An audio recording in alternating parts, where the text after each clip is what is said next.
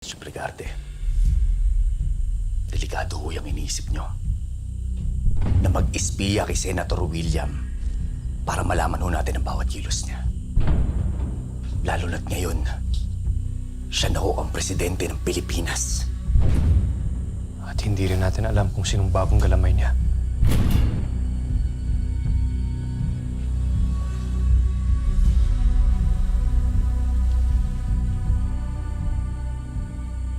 Ano pa nalalaman mo, Elias? Buhay si Calvin Magallanes.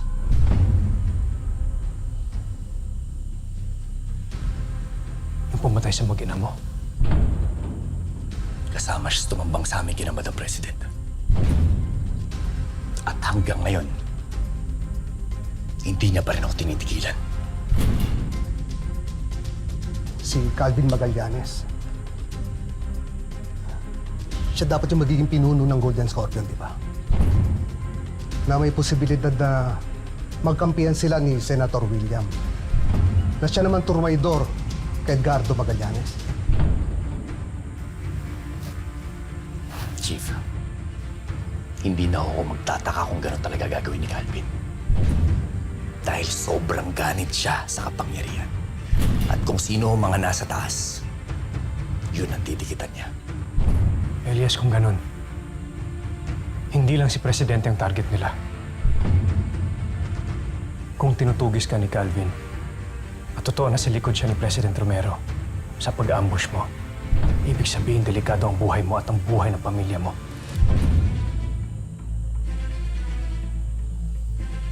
Naniniwala pa rin akong protektado kami ni Mayor dito sa tahanan niya.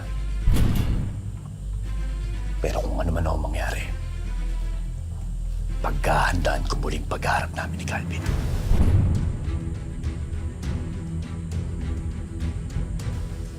Alam niyo dahil dyan sa nalaman ko, buo na desisyon ko na imbestigahan si President Romero.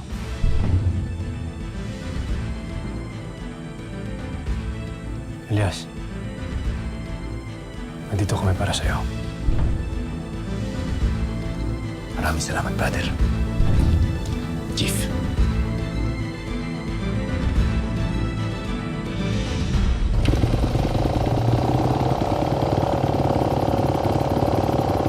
Ito na lang ho.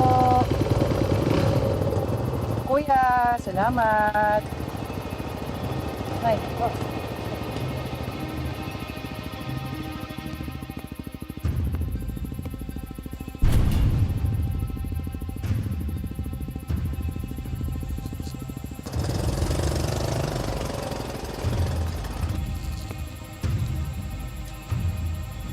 Si Alma yun ah.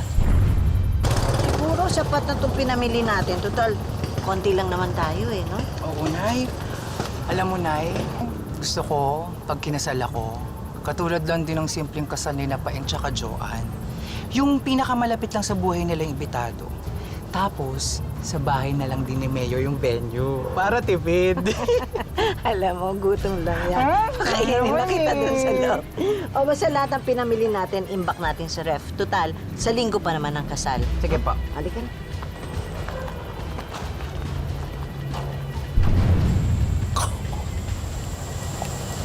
Pag sinuswerte ka naman talaga, sikreto na lumilapit sa'yo. Itatawag ko na to. Nangangati na naman yung kamay ko. Nangangati yung kamay ko.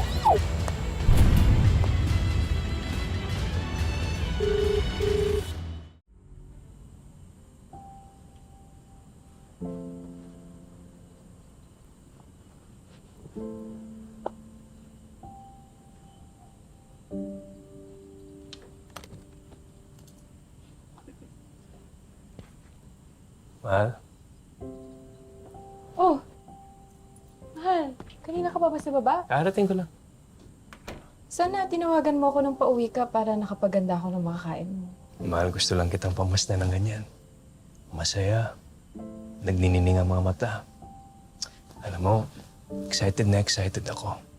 Umuwi araw-araw para makita kong ubod ng gandang asawa ko.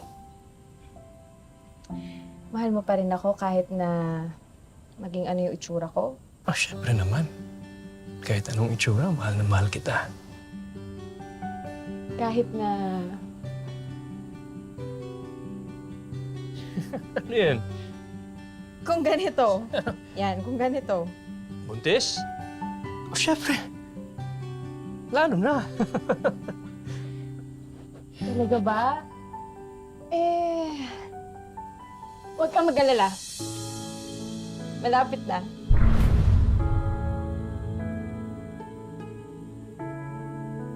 Magiging tatay ako?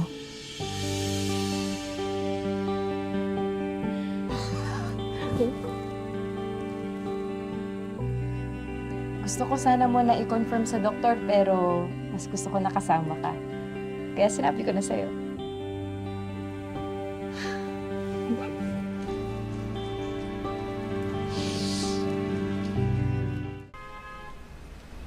Maraming salamat, Doc. Congratulations. Salamat po. Maraming salamat po. Thank you too. Ingat, Doc. Check lang. Apo, apo. Thank you. Ay, Elias, Congratulations. Kala ko may emergency. walang emergency, Elias. Elias, buntis si Joanne. Buntis ka? Magkakaanak tayo? Oo, syempre. Oh, congratulations, brother! Congratulations. Salamat. Elias, wala man kaming kanya-kanyang pamilya. Pareho na, magkakaroon na kaming pamilya. Brother, hindi totoo yan. Noon pa man, mga bata pa tayo, pamilya na kita. Pamilya mo rin si Nanay Alma at ang lahat ng mga tagapalangga pamilya mo. Napakasarap sa puso na sa akin yung unang sinabi ang balita na yan. Congratulations. Brad, maraming salamat. Maraming salamat. Kain na tayo, Brad. Libre mo. Oh, syempre. Tara. Ano? Halika. Saan tayo? Sa ano?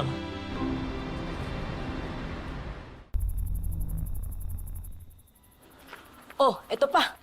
Sabi ni Nay Alma, punuin daw natin ng bulaklak.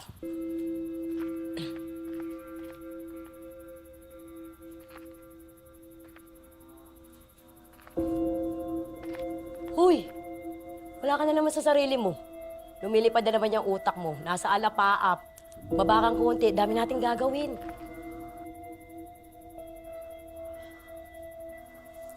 Pasensya ka na.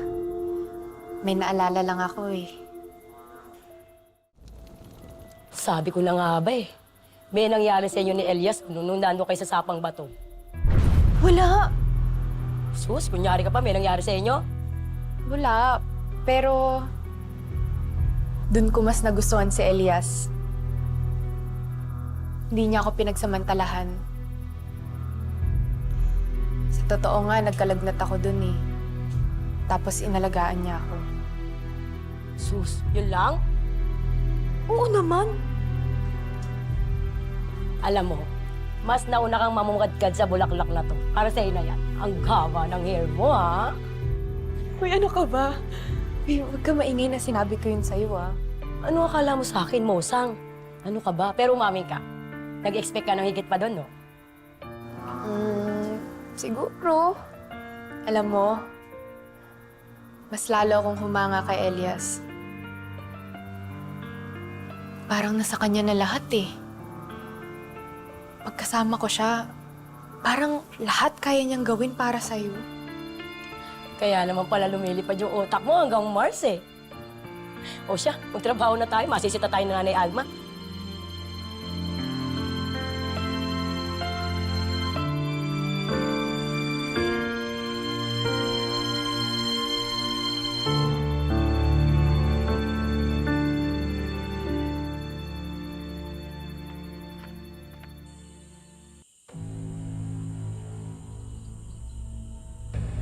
Marami pa rin opisyal sa gobyerno na tapat sa trabaho nila. Gagawa ko ng paraan para mapalitan sila lahat. Tama yan, Mr. President. Hindi makakaalago ang negosyo natin kung may mangingialam at kakalaban sa'yo. Piliin mo ang mga taong mahahawakan mo sa leeg. Bakit kasi hindi na lang natin itumba yung mga kumakalaban sa isang gobyerno? Nagawa nga nating iligpit ang presidente at vice. Mr. President, kailangan mo kayong malaman. Ano yun? May nagbalita sa akin na ikakasal sa rest house ni Mayor Alfonso Sipaing sa linggo ng gabi. Siya rin ang whistleblower sa Palangga Massacre. At tikit din siya ni Elias. Tama-tama nandun silang lahat. Si Elias at ang mga malalapit sa kanya.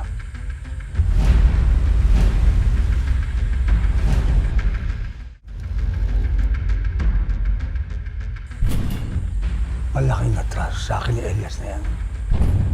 Siyang pumatay sa sana'y maging anak namin ni Rebecca. Alam ko nang iniisip mo.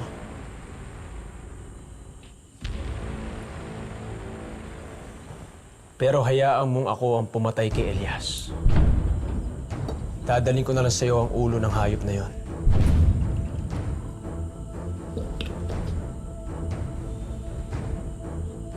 Sa gabi ng kasal ng hayop na paing na yan, aatake tayo. Uubusin natin silang lahat.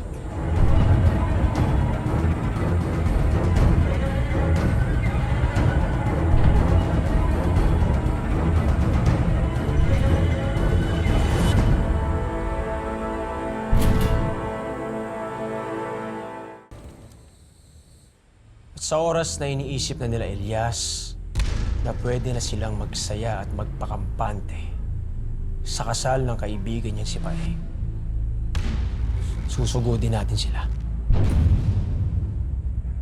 Aapoy ang buong kalangitan. Dadanak ng dugo. Walang matitirang buhay sa lahat ng minamahal niya.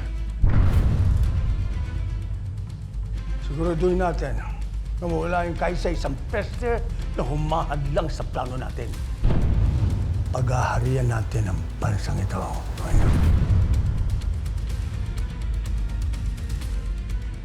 Papatayin ko yung Elias na yan sa pinakamasakit na paraan.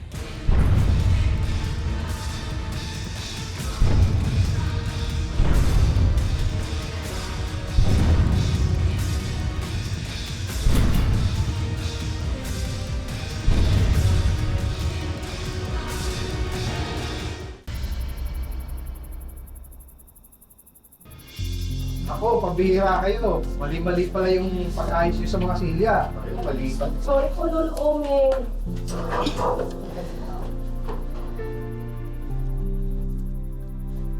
Ang ganda dito, no? Pasok kayo, brother. Elias, mauna ka na. Maraming salamat. Tuwato sila nanay. Nay! Hello. Nay, andito naman sila Paeng, pati si Joan. Nay Alma. Paeng, eto na yun. Ikakasal na kayo ni Joanne. Oo nga po na Alma. Haba-haba ng prosesyon. Kasalan pa rin ang tuloy. Maraming salamat, Nay. At Elias, maraming salamat sa iyo. Ay, brother. Basta sir, ikaw mamaya bahala sa tagay, ha? Brad!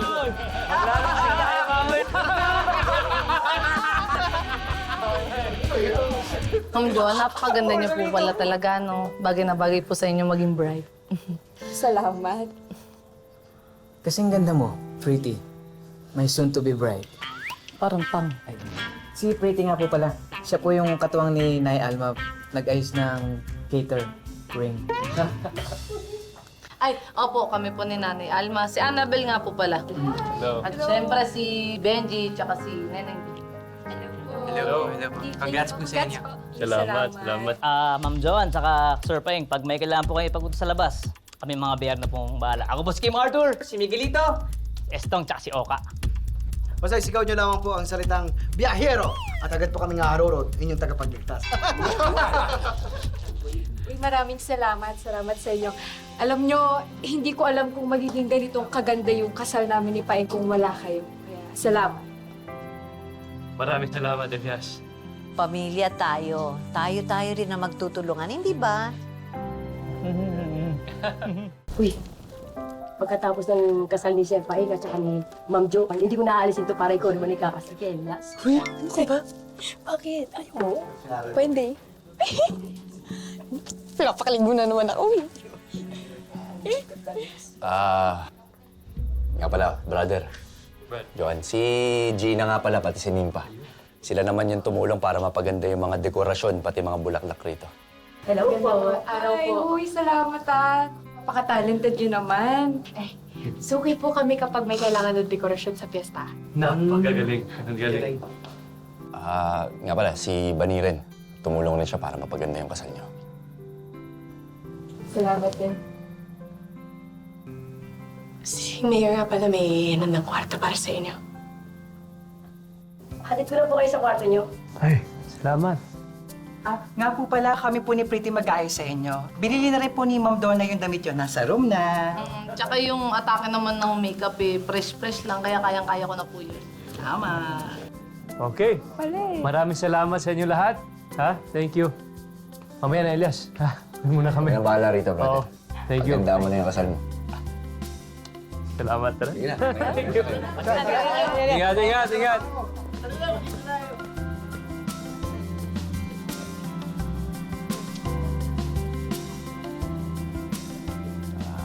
Nipa, Bane. Maraming salamat sa inyo.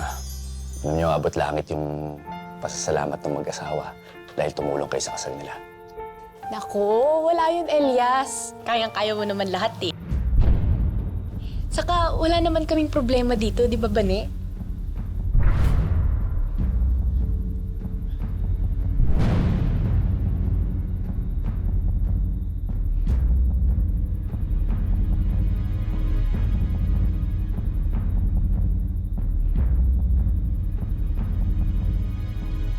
Ba't di ko kaya kayo iwanan na ng dalawa?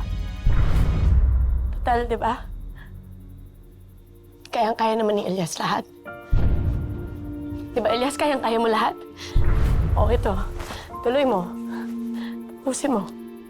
Bane. Bane. Anong problema nun?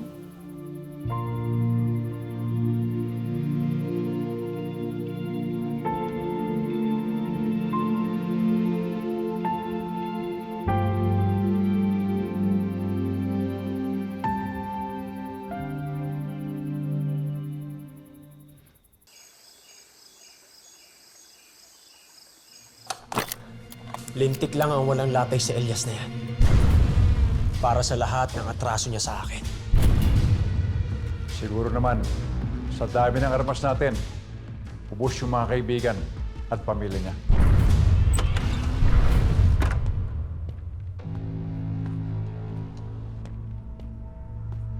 Hindi kayo alas kung hindi ako kasama. Gusto kong makita sa dalawang mata ko. Napatay si Elias.